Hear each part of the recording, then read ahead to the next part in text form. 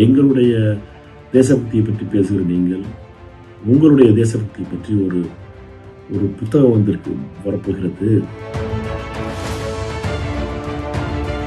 மணப்பெண்ணின் பிரத்யேகமான திருமணம் விவாஹா தி சென்னை சில்க்ஸ். திரு ராஜ்நாத் சிங், திரு அமித்ஷா, கிரண் ரிஜிஜு என்று மொத்த அமைச்சர்களும் எகிரி குதித்து செய்த அமளியும்,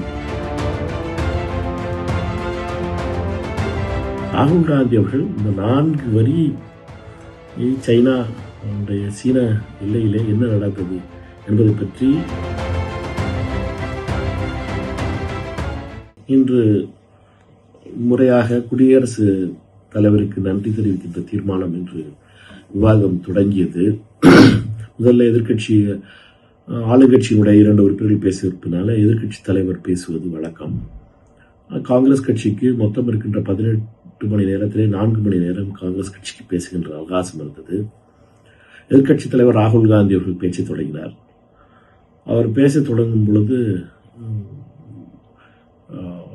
தேசபக்தியை பற்றி அதற்கு பின்னாலே பிஜேபியினுடைய ஒரு உறுப்பினர் பேசிய பேச்சுக்களுக்கு விளக்கம் அளிக்கின்றவர்களே, எங்களுடைய தேசபக்தியை பற்றி பேசுகிற நீங்கள் உங்களுடைய தேசபக்தியை பற்றி ஒரு ஒரு புத்தகம் வந்திருக்கு வரப்போகிறது.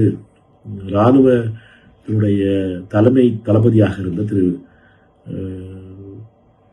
நானாவத்தே அவர்களுடைய ஒரு புத்தகம் வரப்போகிறது.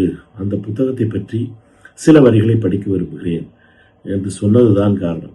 திரு ராஜ்நாத் சிங், திரு அமித்ஷா, கிரண் ரிஜிஜு என்று மொத்த அமைச்சர்களும் எகிரி குதித்து செய்த அமளியும், அவை மீண்டும் 3 மணி வரை ஏறக்குறைய 40 நிமிடம் இந்த அமளி தொடர்ந்தது.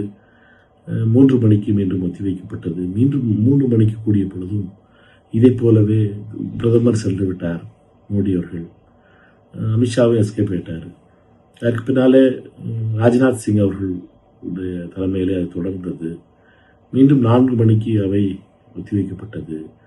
ராகுல் காந்தி அவர்கள் இந்த 4 வரி சைனா சீன எல்லையிலே என்ன நடந்தது என்பதை பற்றி இராணுவ தலைமை தளபதி கூறியிருந்த 4 வரிகளை படிப்பதற்கு, அவர் எழுதியிருந்த புத்தகத்திலிருந்து 4 வரிகளை படிப்பதற்கு அரசாங்கம் மிக கடுமையாக போராடி அதை நிறுத்தி இன்று தள்ளி வைத்திருக்கிறார்கள். இன்று அவை நிறுத்தியிருக்கிறார்கள். நாளை காலை ராகுல் காந்தி, எதிர்கட்சி தலைவர் ராகுல் காந்தி அவருடைய பேச்சு தொடரும்.